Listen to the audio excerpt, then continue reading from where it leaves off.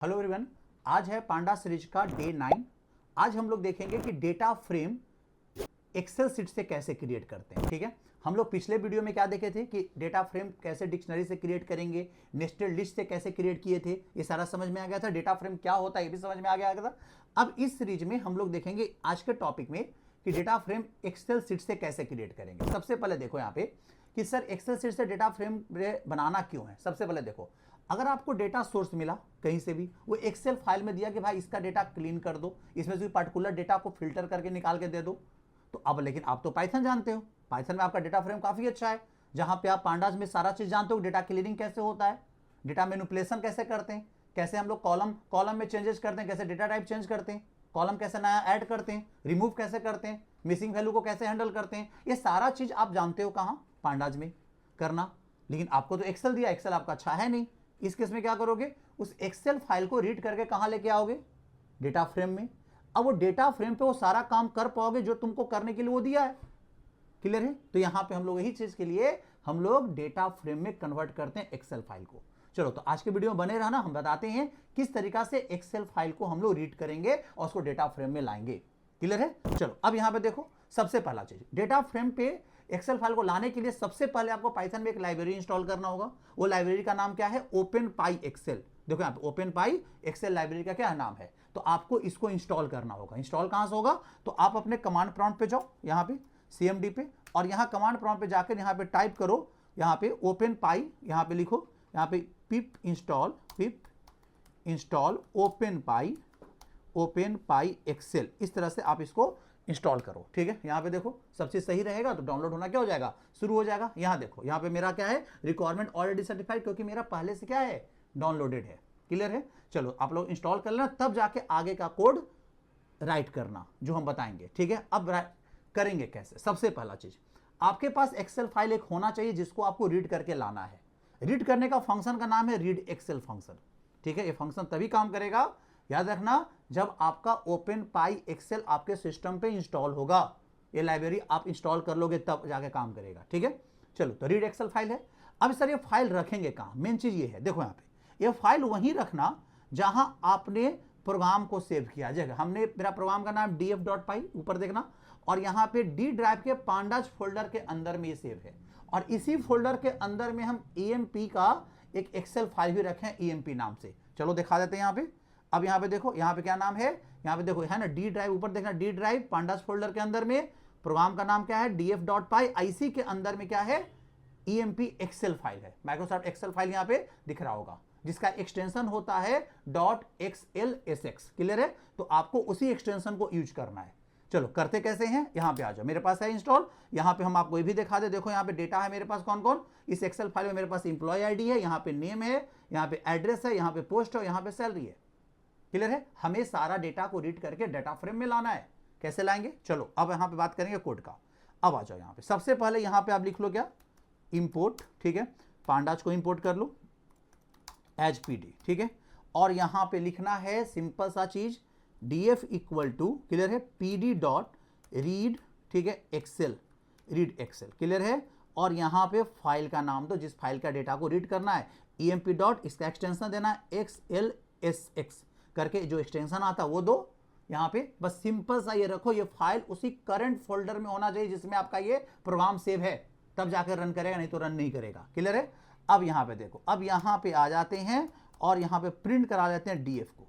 देखो अगर सब चीज सही रहेगा तो मेरे पास ये जो है ना एक्सेल फाइल डेटा फ्रेम में कन्वर्ट होकर आ जाएगा, वही डेटा आ जाएगा जो डेटा एक्सेल फाइल में अवेलेबल है। देखो यहाँ पे टाइम लगेगा थोड़ा सा, लेकिन देखो आ जाएगा डेटा रीड करके। देखो आ गया ना, एकदम सेम डेट मिलाना। देखो यहाँ पे क्या है, पहला यहाँ पे अमित शर्मा है, प्रिया सिंह है, राहुल है, दिल्ली उसका है, सारा चीज है ना। यहाँ पे देखो, यहाँ पे पहला जो रिकॉर्ड हमारे पास जो आउटपुट आया है वो देखो तो क्या आया है, अमित शर्मा है, प्रिया सिंह, राहुल, मतलब पूरा के पूरा जो डेटा एक्सेल फाइल में था वो उठ के कहाँ आ गया है, यहाँ पे आ गया है। किसमें, डेटा फ्रेम में। अब यहाँ पे अपना जो भी काम आप करोगे डेटा फ्रेम में आराम से काम हो जाएगा।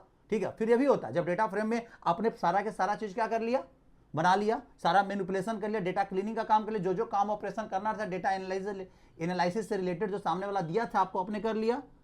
फिर उसको बोला कि मेरा रिजल्ट जो डेटा फ्रेम में नहीं, ठीक है, हमें रिजल्ट एक्सेल फाइल में दो, तो वहां पे फिर से कन्वर्ट भी कर देते हैं किसको, एक्सेल फाइल में अभी रीड किए तो फिर राइट कर लेंगे, सिंपल से जो भी हम आगे आपको बताएंगे।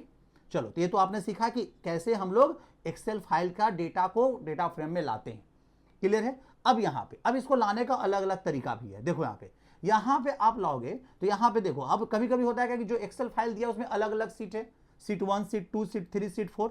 तो अब यहाँ पे वही बोल सकता है एक पार्टिकुलर सीट भी क्या करो, लेके आओ।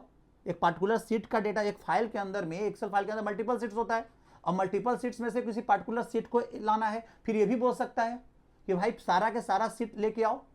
अब देखो ये कैसे आएगा। फिर ये भी बोल सकता है कि नहीं, हमें क्या चाहिए कि भाई हमें इसका एक्सेल सीट का इंप्लॉय आईडी और नेम और उसका सैलरी चाहिए, बाकी एड्रेस और पोस्ट से कोई मतलब नहीं है, तो उसका 3 ही फील्ड रीड करके लाना है। ये कैसे होगा, यहाँ पे देखो, यहाँ पे हम इसको नोट्स में बहुत अच्छे से डिटेल से लिखे हैं। यहाँ पे देखो, अगर यहाँ पे एग्जांपल 2 में देखो क्या लिखा हुआ, विथ सीट नेम। देखो यहाँ पे जैसे pd.a, यहाँ पे रीड एक्सेल बनाओगे, यहाँ पे अपना फाइल का नाम दो, और यहाँ पे सीट नेम एक प्रॉपर्टी आता है, आप इसको पास करते हो कब, जब एक पार्टिकुलर सीट को एक्सेस करना है तब। आपके पास एक्सेल में, एक्सेल का फाइल मल्टीपल सीट, उसमें से पार्टिकुलर सीट, हमें सिर्फ सीट नंबर 1 को एक्सेल करना है, तो यहाँ पे आप ऐसे लिखोगे, क्लियर है। अगर सीट नंबर 2 होगा तो उसका नाम एक्सेस कर दो। अब यहाँ पे ये तो समझ में आ रहा होगा आराम से, इसमें कोई दिक्कत नहीं है, हर एक सीट का डेटा कैसे लेके आएंगे। अब यहाँ पे कोई बोला मल्टीपल सीट ऐड करना है, तो उसमें क्या करना है कि मल्टीपल सीट को रीड करने के लिए आपको सीट नेम नन रखना है।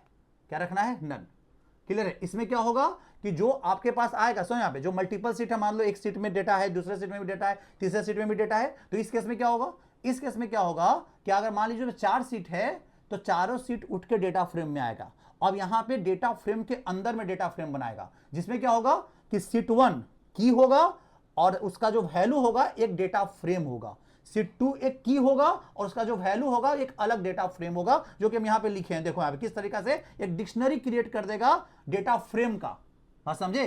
डेटा फ्रेम का क्या बना देगा, डिक्शनरी क्रिएट कर देगा। कब, जब आप ऐसा एक्सेल सीट के फाइल रीड करके ला रहे हो जिसमें बहुत सारा एक्सेल सीट है, ठीक है, और सारा सीट आप एक साथ एक्सेस कर रहे हो, तो अगर 10 सीट है उसमें तो 10 सीट को क्या बना, 10 सीट और आपका डेटा फ्रेम मिलाकर आपके पास एक डिक्शनरी बनाएगा डेटा फ्रेम का, जहां पे सीट 1 सीट का जो नाम होगा वो आइडेंटिफाई करेगा की को, और अब आपका जो उसमें जितना भी होगा एक डेटा फ्रेम बनाएगा, इंडिविजुअल डेटा फ्रेम बनाएगा। देखो सीट 1 इसके लिए डेटा फ्रेम 1 बनेगा, सीट 2 डेटा फ्रेम 2 बनेगा। अगर इस तरह से करेंगे तो एक्सेस कैसे करेंगे, तो अगर प्रिंट कराना है सिर्फ डेटा किसका, सीट 1 का, तो डीएफ और यहां पे आप क्या दो, उसका की का नाम दो। जैसे डिक्शनरी में डेटा एक्सेस करते थे, की देंगे तो डेटा फ्रेम 1 का डेटा आ जाएगा, सीट 2 देंगे तो डेटा फ्रेम 2 का डेटा आ जाएगा, क्लियर है। यहां पे सबको अच्छे समझ में आ रहा होगा इस तरीका से। अब यहां पे देखो, अगर आप चाहते हो कि सारा डेटा एक साथ क्या हो, तो लूप लगा के एक्सेस कर सकते थे आराम से, ठीक है, df.item से, क्लियर है। df.item जो फंक्शन है जिससे क्या आता है, दोनों चीज आता है, की भी आ जाता है और क्या आ जाता है,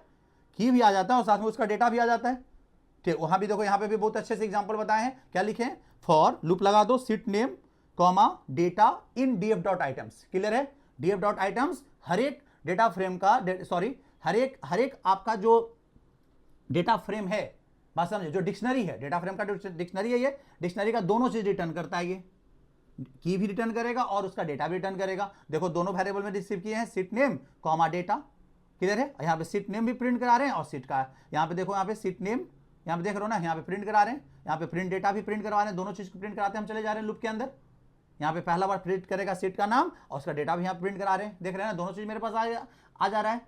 ये जो डेटा है ये डेटा फ्रेम है, ये सीट नेम क्या है, की है, क्लियर है। यहाँ पे भी समझ में आ रहा होगा अच्छे से। और अगर आप चाहते हो कि आपको सिर्फ मल्टीपल कॉलम है उसमें से किसी पार्टिकुलर कॉलम भी एक्सेस करना है, तो आप यूज कॉल्स प्रॉपर्टी यूज करो। देखो यहाँ पे इसको तो हम करके दिखा सकते हैं, हम वो वाला इसलिए नहीं करके दिखा रहे क्योंकि मेरे एक्सेल सीट में एक ही सीट है, ठीक है। अगर मल्टीपल सीट होता तो अभी हम एक्सेस करके उसको दिखा लेते। चलो वो भी हम लोग कर लेंगे आगे। अब यहाँ पे देखो, अगर हम यहाँ पे यूज कर रहे हैं इस तरीका से कि भाई हमें कोई पार्टिकुलर कॉलम ही ऐड करके लाओ, पूरा चाहिए नहीं, देखो यहाँ पे, तो यहाँ पे हम कंट्रोल भी कर ले। अब देखो यहाँ पे पहले देख लो कि तुम्हारे एक्सेल शीट में कौन कौन है, एक ईएमपी आईडी है, नेम और सेल है, यही 3 चीज लाना है ना। तो यहाँ पे 2 ईएमपी आईडी, सबसे पहले जैसा नाम है वैसा ही देना है, ठीक है, नेम भी आएगा। और यहाँ पे सैलरी फील्ड है, तो सैलरी फील्ड का अगर स्पेलिंग छोटा है तो छोटा ही रखना, नेम ठीक है, नहीं सब सही है, चलो ऐसा रख दे। देखो यहाँ पे यूज कॉल्स एक प्रॉपर्टी है, क्लियर है, इसमें हम स्पेसिफाई किए हैं, क्लियर है, ईएमपी रख दो। इसमें हम स्पेसिफाई किए हैं कि कौन कौन कॉलम हमें एक्सेस करके लाना है अपने एक्सेल शीट से, सब नहीं चाहिए। और उसी कॉलम को यूज करके हमें डेटा फ्रेम क्रिएट करना है। चलो देखो तो यहां पे आ रहा है क्या, ये देखो यहां पे देखो क्या क्या आया, इंप्लॉय आईडी सिलेक्ट किए, ईएमपी आईडी, नेम और सैलरी। तो पार्टिकुलर कॉलम कैसे सिलेक्ट करके ला रहे हैं, अगर मान लो बहुत सारा चीजें है जिसमें सारा चीजें पे काम नहीं करना है मुझे, तो हम पार्टिकुलर कॉलम को ही एक्सेस करके लाएंगे ना, क्यों हम सबको लेके आएंगे यहाँ पे, क्लियर है।